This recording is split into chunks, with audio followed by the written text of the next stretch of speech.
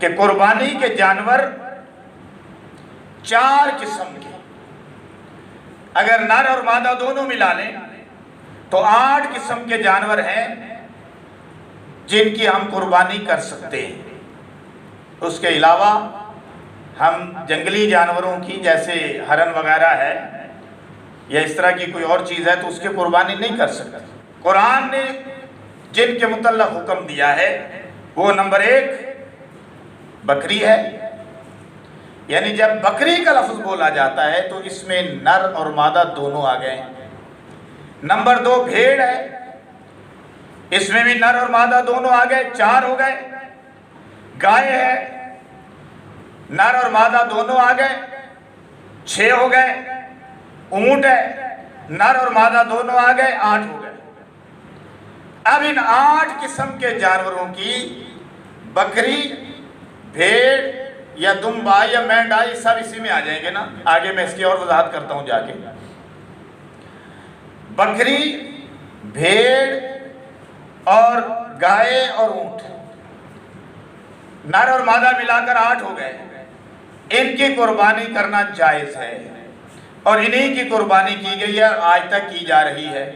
اس پر میں تھوڑی سی بحث کرنا چاہتا ہوں، آپ سے کوئی دلائل آپ کے سامنے پیش کرنا چاہتا ہوں، کیونکہ ہر مرتبہ کچھ لوگ جو ہیں اس شک و شبہ میں پڑ جاتے ہیں اور ہم سے آ کے مسائل دریافت کرتے ہیں کہ جناب قاری صاحب یہ بتائیے کہ بھینس کی قربانی، کٹے کی قربانی کا کیا حکم ہے؟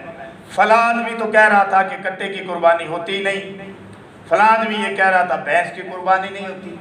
تو سن لیجئے، اگر اسلامی تاریخ کا جائزہ لیا جائے اور اس کا مطالعہ کیا جائے تو یہ بات سامنے آتی ہے، اور اس طرح سامنے آتی ہے جس طرح سورج کی روشنی کہ تابعین اعظام، تبا تابعین اعظام، ائمہ کرام، محدثین اعظام کی طرف سے یہ حکم جاری کیا گیا اور اس پر فتویٰ دیا گیا۔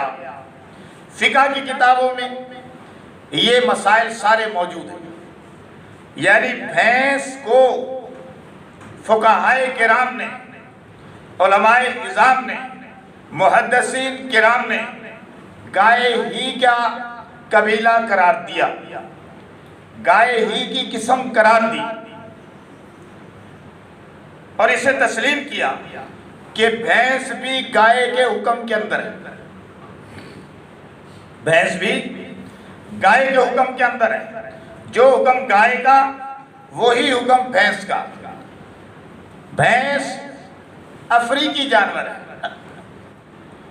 فقہائے کرام کے سامنے جب زکوٰۃ کے معاملے میں یہ مسائل آئے تو فقہائے کرام نے، محدثین اعظام نے اس پر فتویٰ دیا کہ گائے کی بھی اسی طرح زکوٰۃ لی جائے گی، بھینس کی بھی اسی طرح زکوٰۃ لی جائے گی جس طرح گائے کی زکوٰۃ لی جاتی ہے، اور قربانی کے متعلق اس کا وہی حکم ہوگا جو گائے کا حکم ہے۔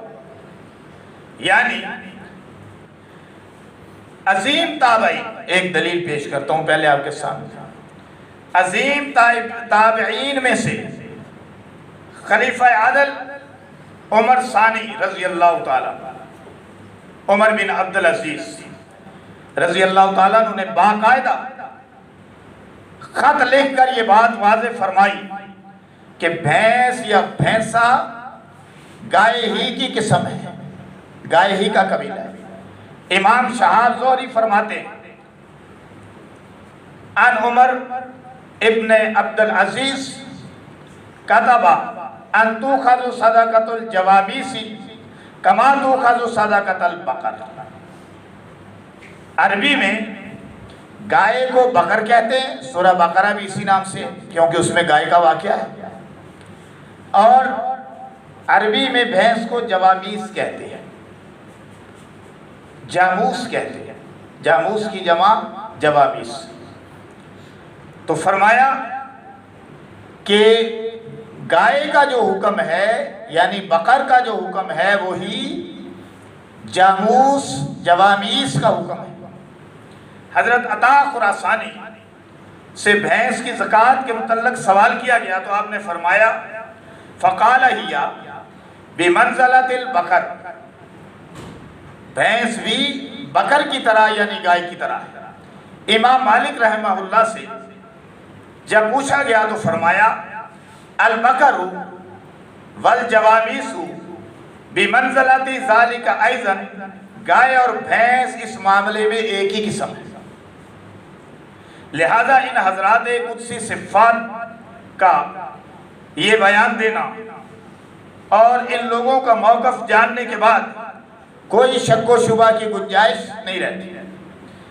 اچھا، پھر اس معاملے میں جب آپ دلائل اپنے مکمل کر لیں گے اور آپ کسی کو قائل کر لیں گے تو پھر وہ یہ کہیں گے کہ جناب افضل تو بہرحال گائے ہی کی قربانی ہے، ایسی کوئی بات نہیں، کوئی افضلیت کے مدار کی بات نہیں، دونوں ہی افضل ہیں۔ آپ دونوں میں سے چاہے گائے قربان کریں، چاہے بھینس قربان کریں، بچہ قربان کریں، چاہے کٹا قربان کریں، کوئی مسئلہ نہیں، دونوں کی فضیلت برابر ہے۔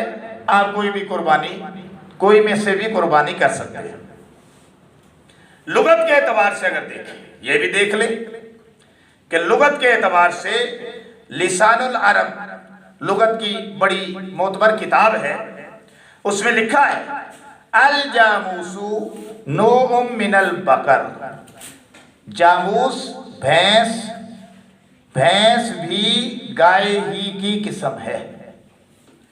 اچھا، ایک اور بات کرتا ہوں جس سے آپ کا ذہن اور کلیئر ہو جائے کہ دیکھیں قرآن میں بکری کا ذکر، قرآن میں بھیڑ کا ذکر، قرآن میں گائے کا ذکر قربانی کے لیے، قرآن میں اونٹ کا ذکر، ٹھیک ہے۔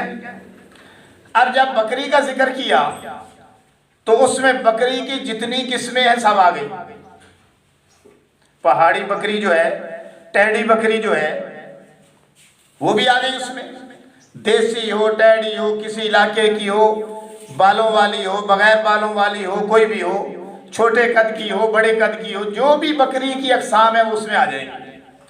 جب بھیڑ کا ذکر کیا تو بھیڑ میں جتنی اقسام ہے سب آ جائیں گی کہ نہیں آئیں گی؟ مینڈا بھی آ جائے گا، دمبا بھی آ جائے گا، چکی والا دمبا بھی آ جائے گا، سب قسمیں اس میں آ جائیں گی، چاہے ان کے کئی رنگ ہو، سب آ جائیں گے۔ اسی طرح جب گائے کا ذکر آئے گا تو گائے کی جتنی اقسام ہیں وہ سب اس میں آ جائیں گی اور ان میں بھینس بھی ہے۔ اسی طرح جب اونٹ کا ذکر آیا تو اونٹ کی جتنی اقسام ہیں، اونٹ چاہے چھوٹے قد والا ہو، چاہے لمبا اونٹ ہو، مختلف دنیا میں اونٹ ہیں، آپ دیکھتے رہتے ہیں تصویروں وغیرہ پہ، آج کل تو انٹرنیٹ کا زمانہ ہے، آپ دیکھتے ہیں یہ دیکھو کیسا اونٹ ہے یہ، تو اونٹ کی تمام اقسام اس میں آ گئی، لہٰذا اس میں کوئی ایسی بات نہیں ہے۔ میں نے دلائل سے ثابت کر دیا کہ قربانی آپ پورے شرع و بسط کے ساتھ چاہے گائے کی کریں، چاہے بھینس کی کریں، بھینسا کی کریں، کٹے کی کریں، بچے کی کریں، کوئی مسئلہ نہیں۔